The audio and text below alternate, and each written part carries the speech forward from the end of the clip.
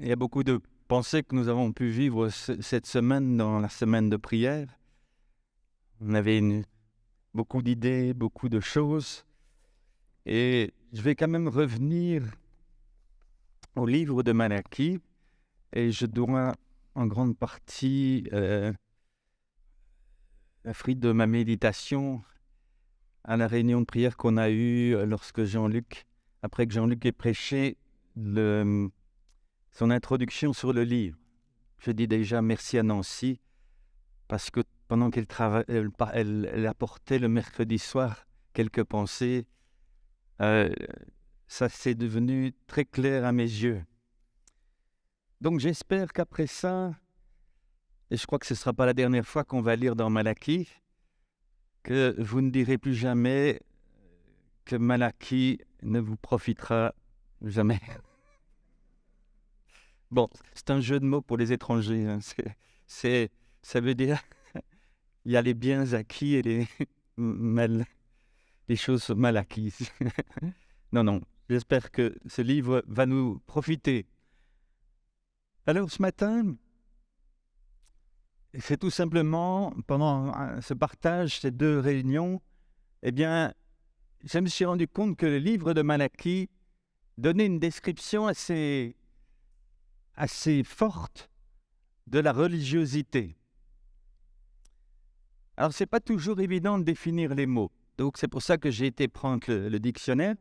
Parce qu'une fois, on avait eu une petite discussion avec mon fils.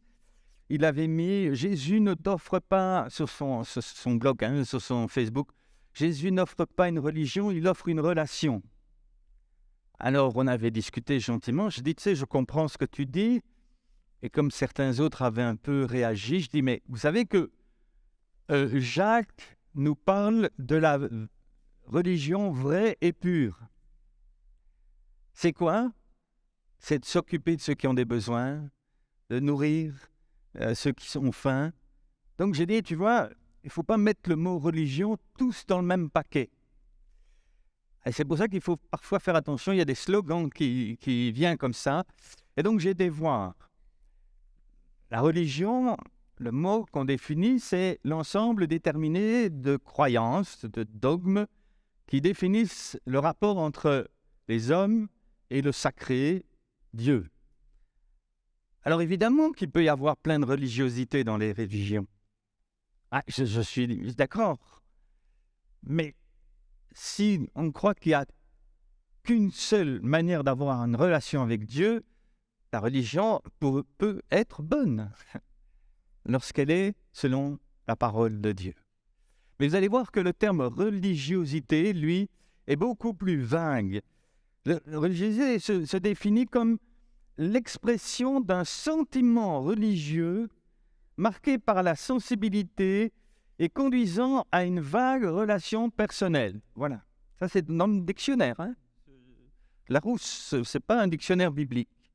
Donc la religiosité, c'est un sentiment qui vient de la part de l'homme et qui lui donne une sorte de relation avec un système plutôt qu'avec une personne.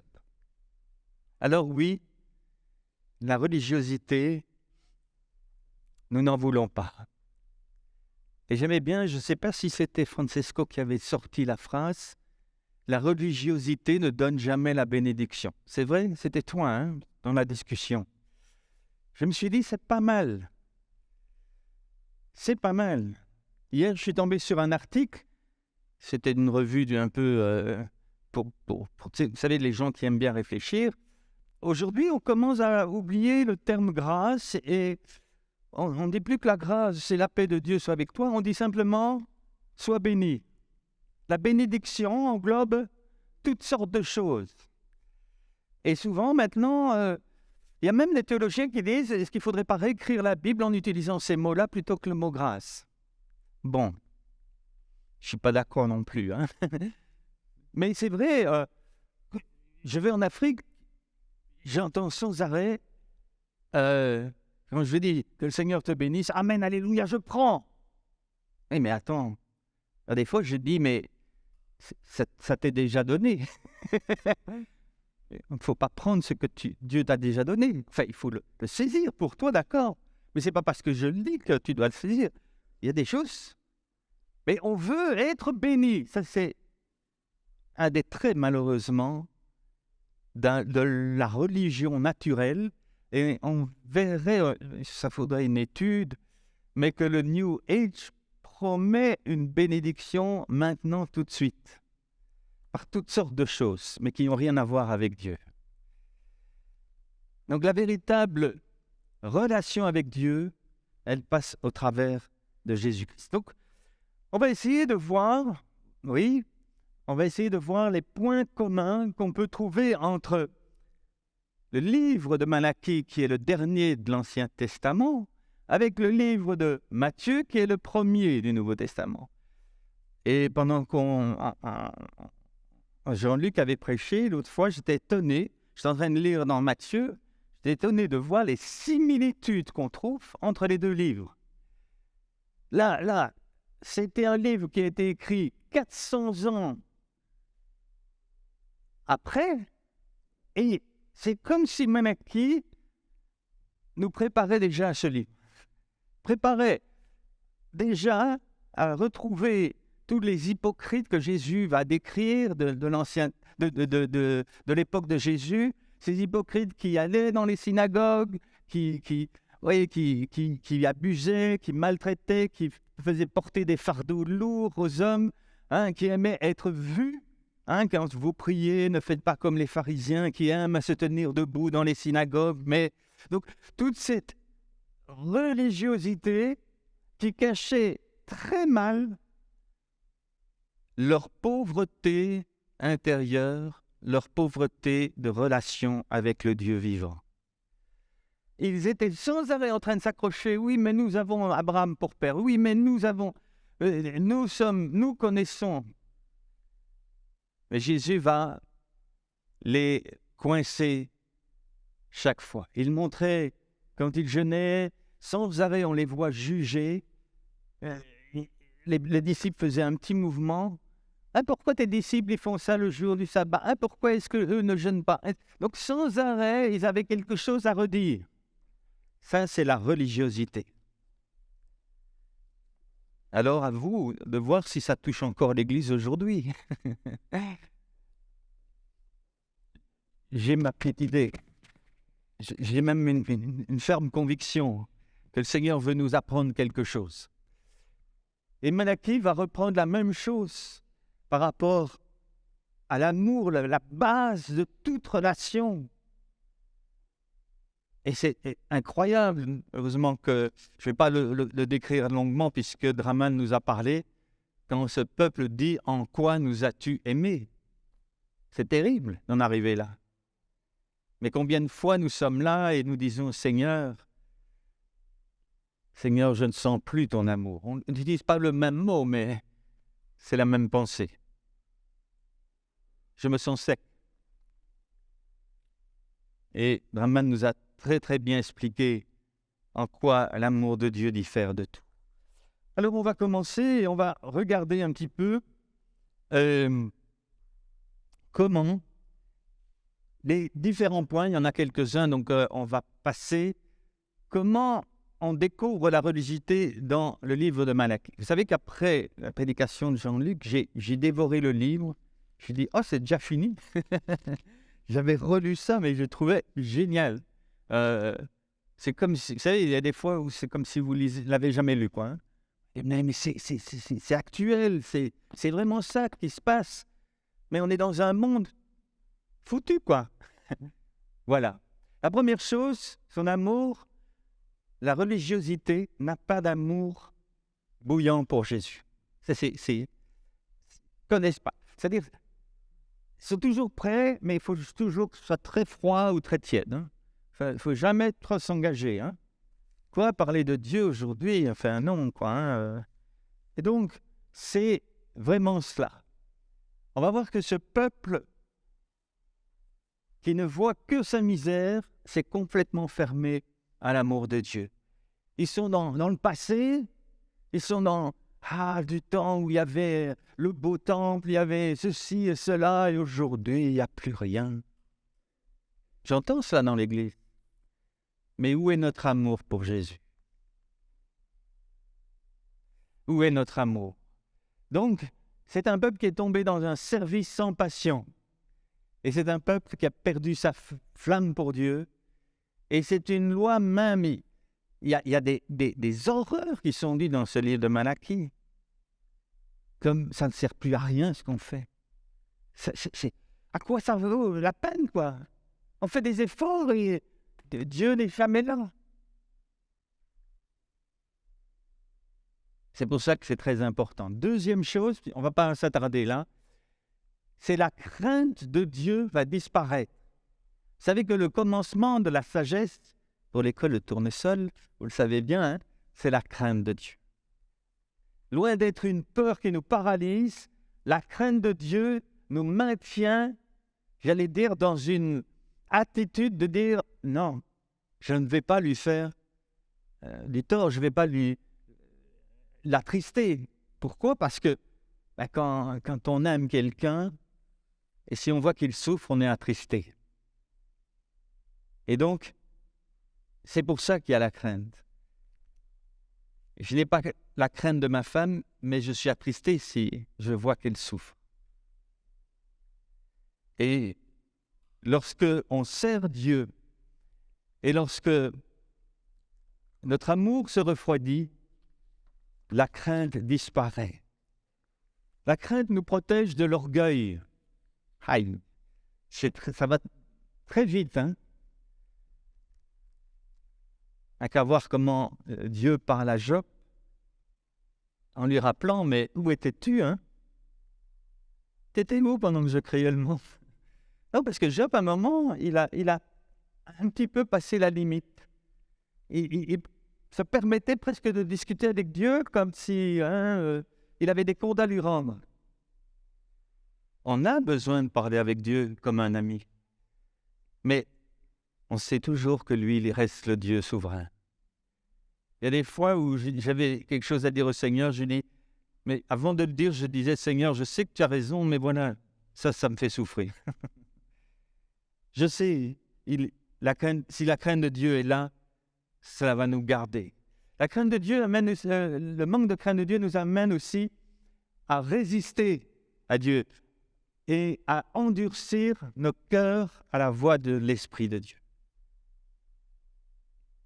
Si nous n'avons plus cette crainte de Dieu, je vais même plus, je deviens imperméable à tous les moyens que Dieu peut utiliser pour me parler. Et là, alors, ça peut devenir vraiment choquant parce que automatiquement, on arrive au dernier point. Vous allez commencer à faire des compromis dans vos vies. S'il n'y a plus de crainte de Dieu, c'est égal compromis. Et pas dans le bon sens du terme. Parce qu'on dit que les Belges, c'est le pays des compromis, mais on voit que certains vont au-delà de la limite. On n'a qu'à voir les gens qui sont en prison ou arrêtés, là. Parce que, ils sont passés où, les 125 millions? Mais non, mais j'ai jamais rien fait, moi. La crainte de Dieu. La crainte de Dieu.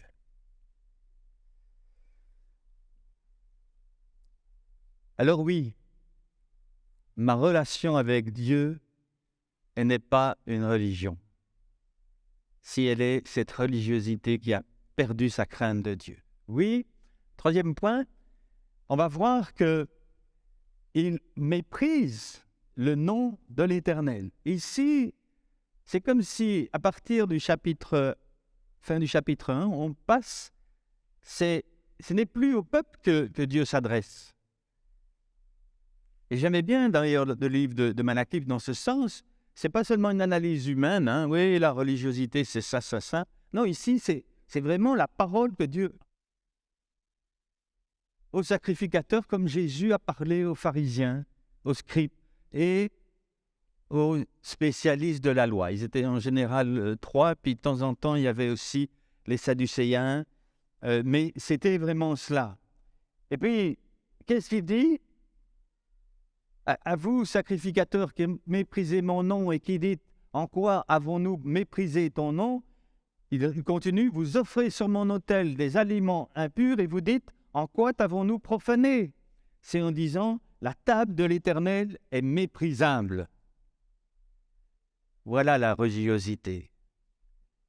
Le fond de leur cœur disait, bah. Et c'est là que je trouve choquant. Ils servent Dieu, ils reçoivent le ministère, ils reçoivent. C'était, vous savez, la famille de Lévi, ça a été transmis. Ils avaient eu déjà des corrections. Rappelez-vous à Aaron, ses fils qui ont commencé à prendre les bons morceaux là. Qu'est-ce que Dieu a fait avec eux? Feu du ciel, deux en moins. Ils avaient été à l'école. Et voilà que ces prêtres-là, ces sacrificateurs, ils commencent à dire, mais oh, les sacrifices, c'est méprisable. La table de l'Éternel est méprisable.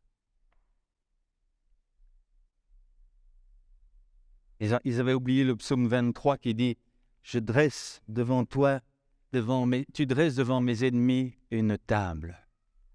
Ça, c'est la table de l'Éternel. Cette table qui a toujours pourvu pour chacun de nous. C'est les bontés de l'Éternel.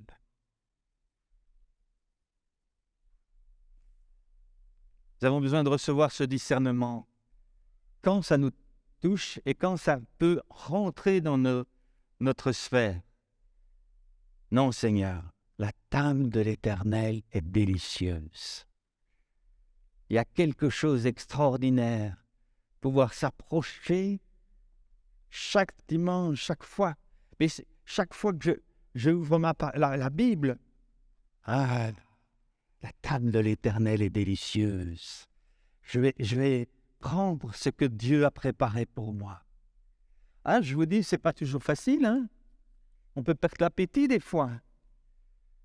Mais trouvez des moyens, je crois que c'est ça qui est génial. Trouvez des moments et préparez-vous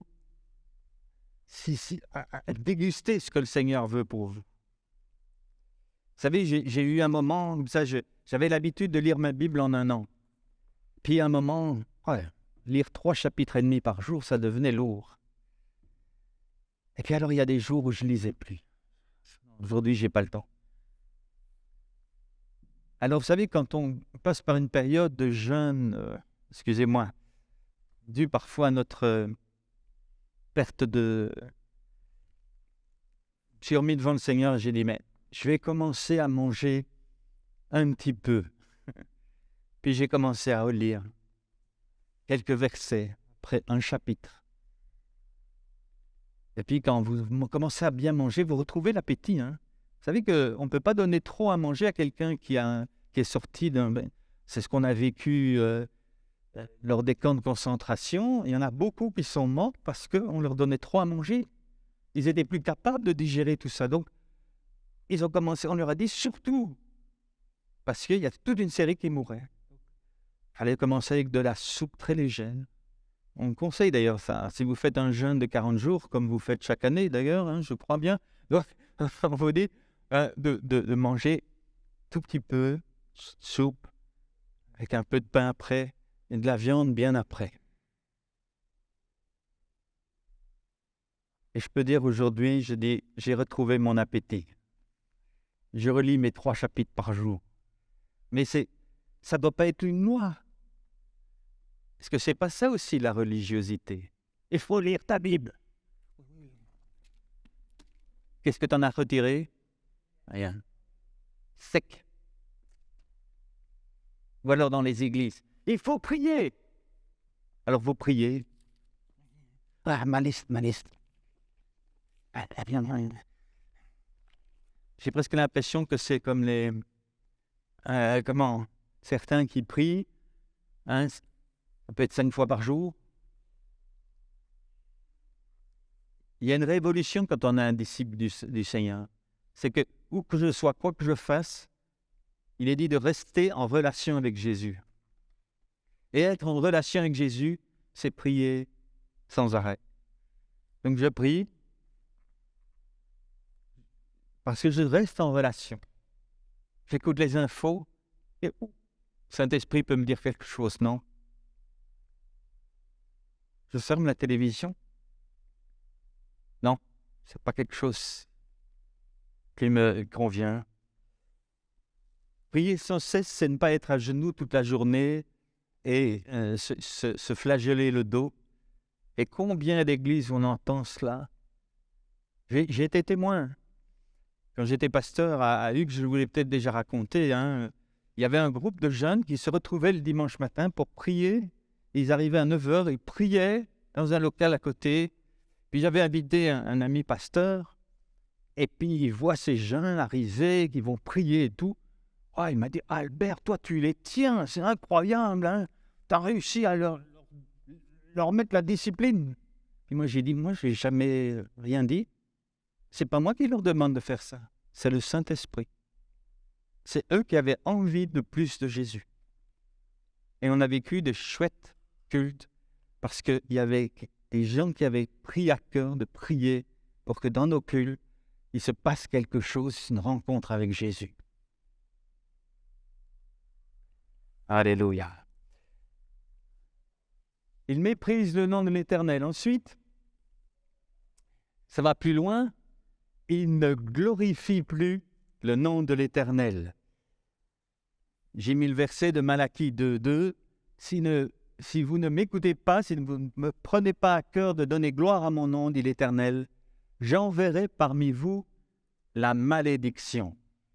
On a entendu un très beau message sur la bénédiction cette semaine. Et j'ai encore été étonné de relire dans Malachie. Parce que Dieu dit maintenant, c'est trop isteveel, comme on dit en Belgique. Hein? Trop, c'est trop. Pour ceux qui ne connaissent pas le néerlandais, c'était une publicité, un moment pour une boisson. Et Dieu doit leur dire,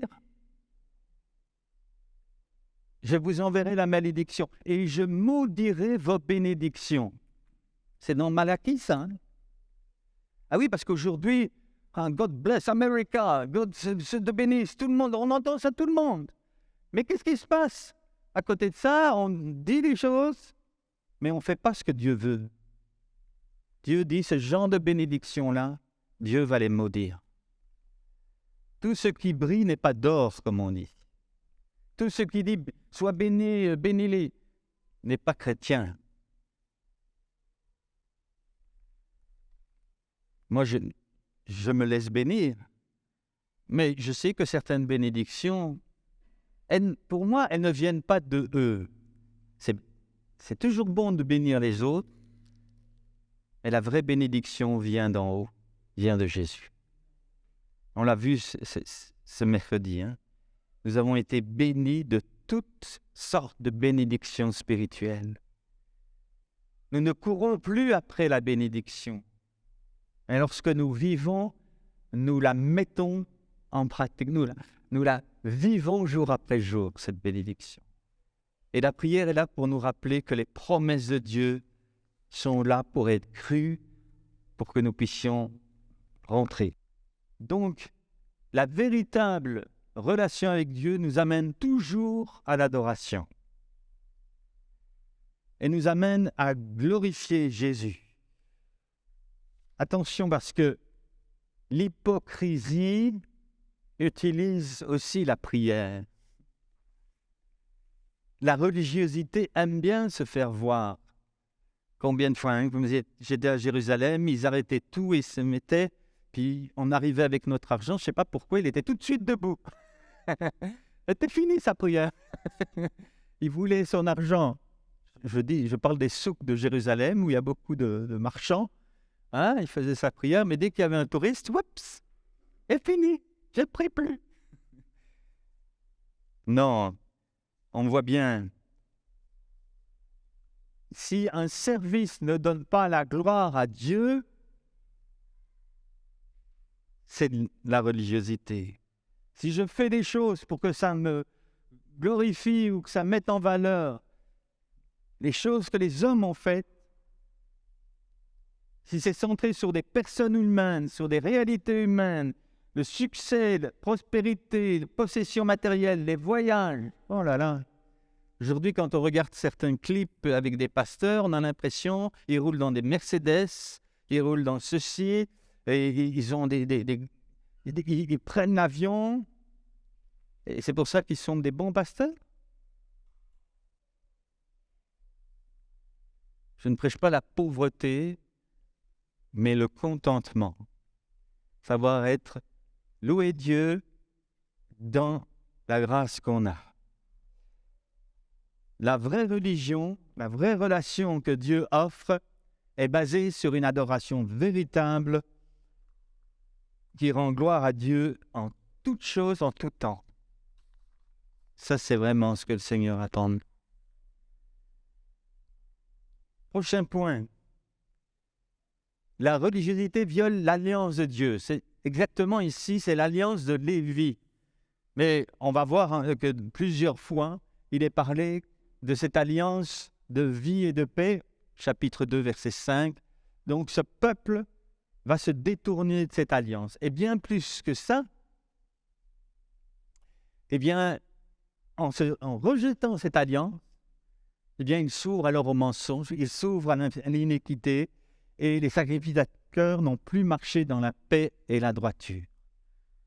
Donc, l'alliance que Dieu fait avec nous, cette alliance où Dieu dit « Je serai avec toi dans tous tes combats », c'est comme deux alliances entre deux peuples. On se dit « Si tu es attaqué, je viendrai te défendre.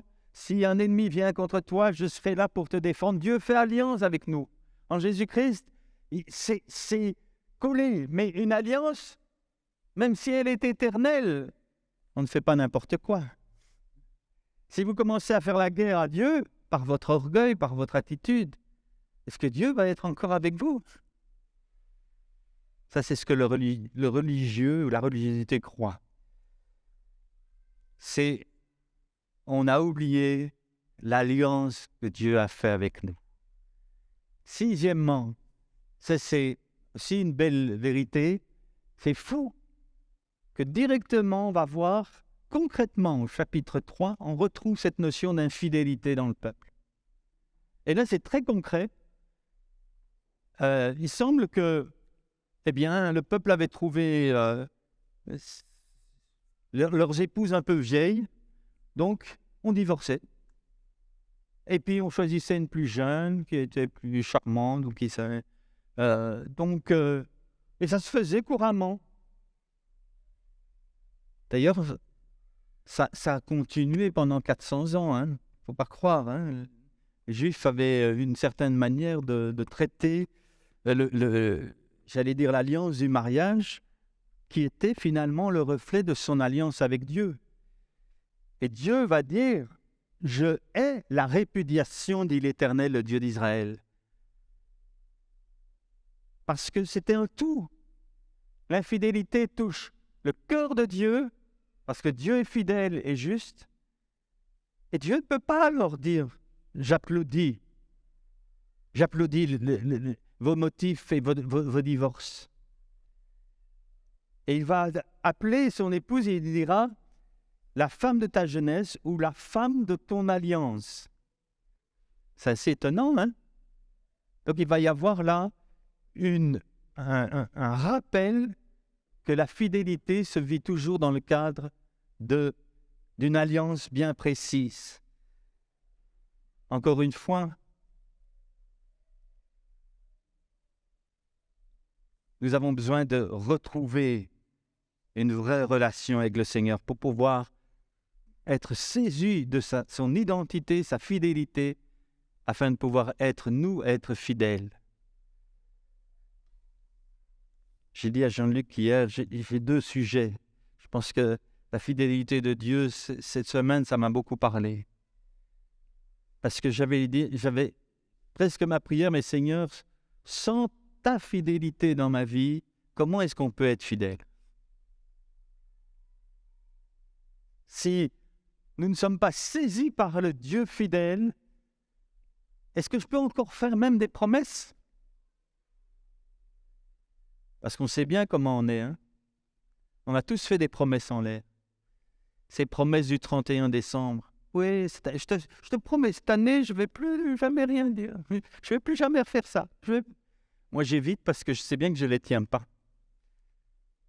Et je me mets devant Dieu et je dis, Seigneur, Mon cœur a besoin de changer. J'ai besoin de saisir ta fidélité pour être fidèle et pouvoir être un homme de parole. Vous vous rappelez les Promise Keepers, hein, c'était un mouvement, ceux qui tiennent les promesses. C'est un mouvement aux États-Unis qui a rempli des stades entiers.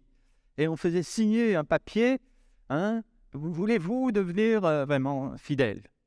Une méthode qu'on peut approuver ou pas, mais je crois qu'on a besoin de redevenir des hommes de parole.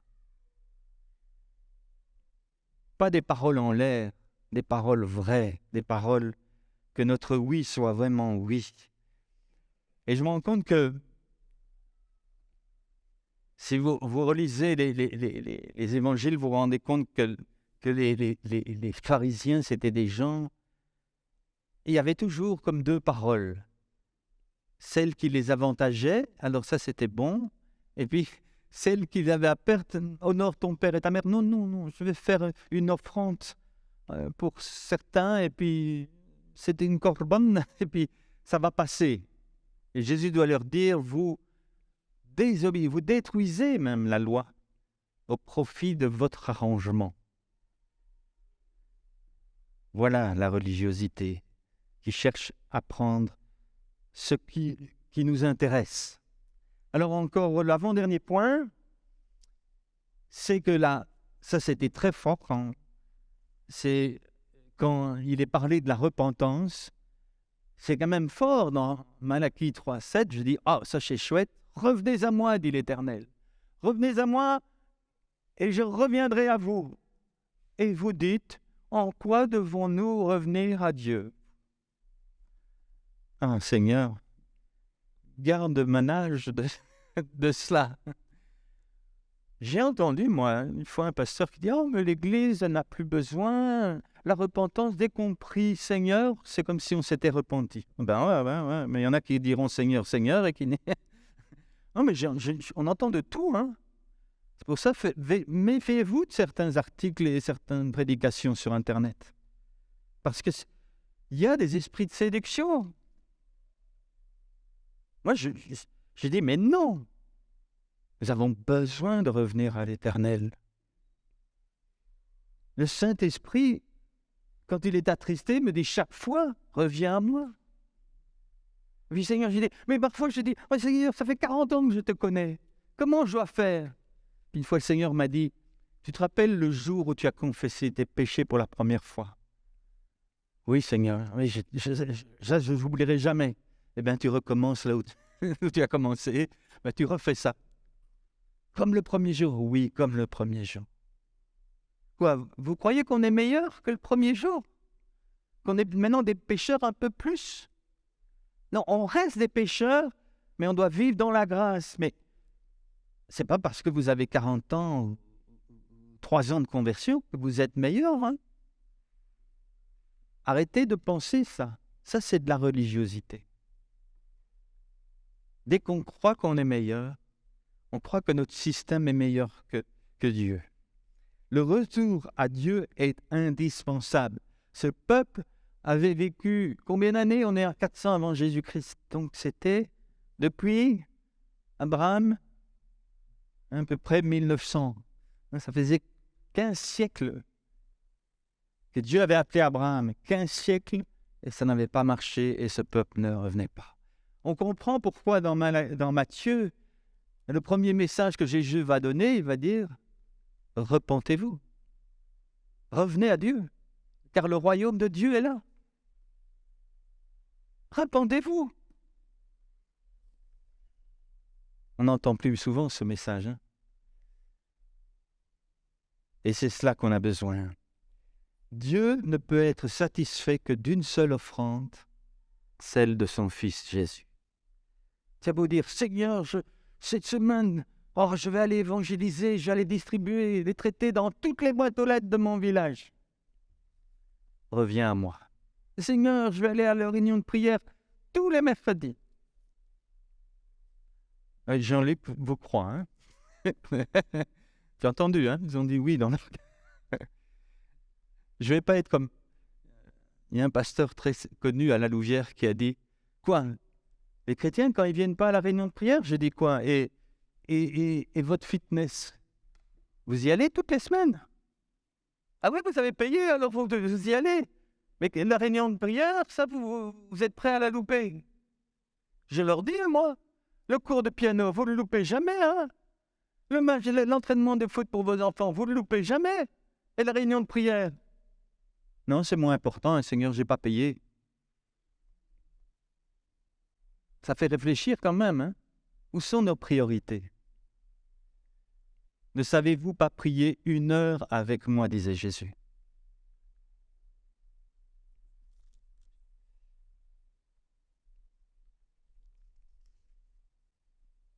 Changeons de comportement, revenons à lui dans l'humilité et la crainte, alors sa grâce s'ouvrira à nous. Et le dernier point de la religiosité, c'est pas le moindre, c'est l'argent.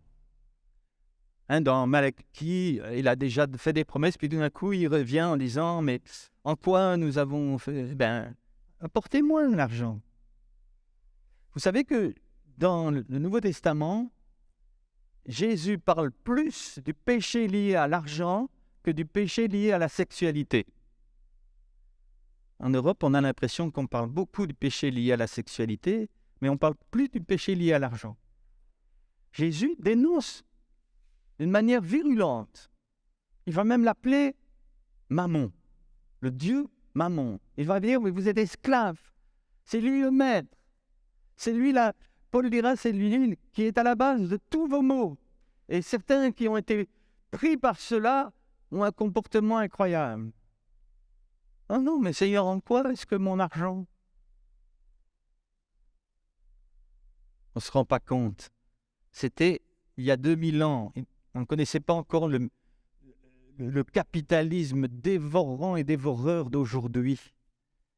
Je crois que si Jésus revenait, il dirait aussi, Mammon contrôle nos pays d'une manière totale.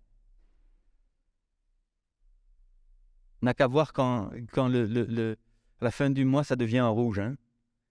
Alors, je ne sais pas ce qui se passe, on commence à stresser, on change d'humeur. Vous savez, moi j'étais à l'école où on disait, la première chose à faire, c'est tu donnes la dîme quand tu reçois. Comme ça, tu ne donnes pas le reste, tu donnes la première chose, tu donnes au Seigneur et le Seigneur pourvoira. Je ne sais pas si on a encore cette école-là, mais moi j'ai grandi comme ça. On donnait au Seigneur parce que vous savez, c'est pas la loi, parce qu'il y a une grande discussion. Hein. Mais non, vous êtes encore sous la loi. Hein? Mais je sais aussi que les religieux ont utilisé... Il y en a qui disaient, il faut obéir à la loi. Aujourd'hui, on va dire, mais on n'est plus sous la loi. Et le résultat, les uns le font par obligation légale et les autres ne font plus rien.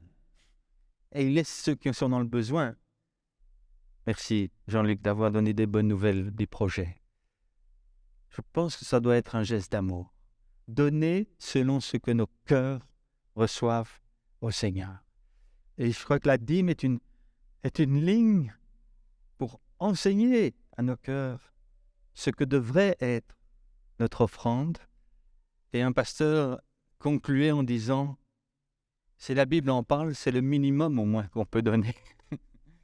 Et qu'on pourrait donner même beaucoup plus. Et c'est comme ça que certains hommes d'affaires se sont permis à donner jusqu'à 90% de ce qu'ils gagnaient.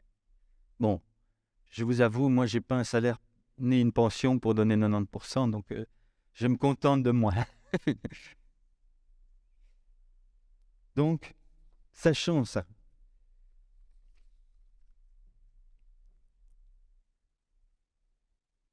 Conclusion, le livre de Malachie est le constat de l'échec de l'alliance basée sur la loi de Moïse. Ça, on est à la fin de l'Ancien Testament, on lit ce livre et puis on se dit « Waouh, mais c'est vraiment foutu quoi !» Et après, plus rien pendant 400 ans, plus aucun prophète. On est devant un constat d'échec, mais il y a un « mais ». Il y a un « mais ». Je ne sais pas si c'est à Jean-Luc de le prendre après, parce qu'il m'a dit que peut-être qu'il reviendra. Alors, je vais le mentionner, mais je crois qu'il y a besoin. il y a un mais. On va lire juste quelques versets. Mais, c'est ce mais qui introduit déjà la venue. J'enverrai mon messager, il préparera le chemin devant moi. Vous avez tous deviné qui c'était, hein? Oui? C'est qui? Jean-Baptiste. Hein? C'est là qu'on le voit. Voici, je vous enverrai Élie le prophète avant que le jour de l'Éternel arrive. Ce jour grand et redoutable. Donc là, il le demande clairement. C'est pour ça d'ailleurs que Jésus, il est un peu ambigu quand on parle de Jean-Baptiste. Est-ce qu'il est l'élu? Et puis il y a des moments, on a l'impression qu'il ne donne pas de réponse, puis à ses disciples, et puis plus après, il dira, oui, mais il est déjà venu.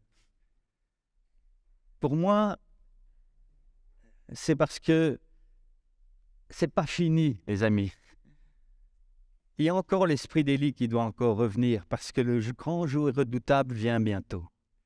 Et je ne sais pas comment Dieu va faire, mais il y a en tout cas un moment où il va avoir une récolte, où des gens vont s'approcher plus de Dieu. Et soudain entrera dans son temple le Seigneur que vous cherchez, le messager de l'alliance que vous désirez. Voici, il vient, dit l'Éternel des armées. C'est qui, là? J'avais entendu la réponse. Là, c'est Jésus, oui. Le prochain dia. Et puis, il y a des promesses extraordinaires. C'est génial, ces promesses. J'aimerais bien les prêcher, mais alors, pour ceux qui craignent l'Éternel, se lèvera le soleil de justice et la guérison sera dans ses rayons. Et juste avant, alors ceux qui craignent l'Éternel se parlèrent l'un à l'autre. L'Éternel fut attentif, il écouta. Et puis, Dieu qui dit, ils seront à moi, ils m'appartiendront. Le jour que je prépare, j'aurai compassion d'eux comme un homme a compassion de son fils qui le sert.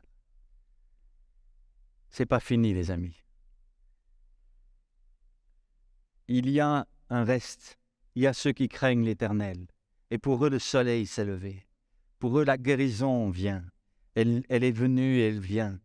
Pour eux, ils vont bondir. Ils vont vaincre leurs ennemis. Ils vont triompher. Et je termine par cette image qui résume bien. Jésus est la source de toutes les bénédictions. J'étais peut-être un peu, j'allais dire, plus négatif en parlant de quelque chose qui n'est peut-être pas très réjouissant, mais je trouvais tellement bien d'avoir la réponse de Dieu parfois sur cette question. C'est quoi la bonne ou la meilleure façon de faire? Malachie déjà nous décrit, et Jésus finalement ne partira que de là pour nous montrer vraiment comment le servir de tout notre cœur, d'aimer Dieu de tout notre cœur, en gardant une relation, en gardant les yeux fixés sur Jésus. Oui, il y a un mais. Je ne pense pas qu'il y a que de la religiosité, mais ce danger existe aussi pour l'Église. Et c'est dans Malachie qu'on trouvera, et viendra un temps, c'est quoi?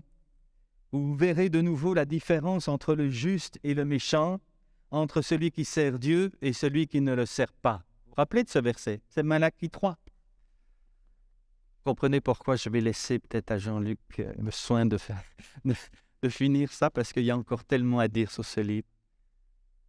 Le Seigneur vous bénisse, on va prier et on va demander vraiment que nos cœurs soient attentifs à sa parole.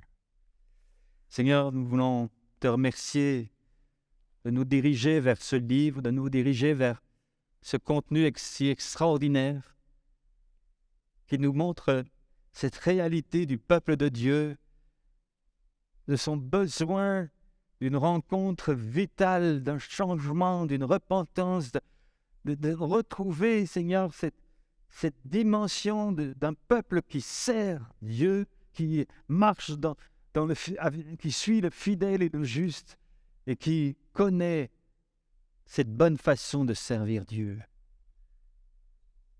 Seigneur, donne-nous des oreilles pour comprendre.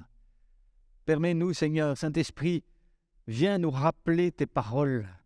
Quand nous agissons plus par religiosité que par amour, tu viens nous dire non, reviens à l'Éternel. Quand tu mets des pressions pour dire je dois prier, je dois faire ça, que tu puisses venir, Saint-Esprit, nous rappeler en disant non, tu sers l'Éternel avec joie. Réapprends à manger comme il faut, réapprends à respirer par la grâce du Saint-Esprit, à prier dans une relation permanente, dans une joie éternelle.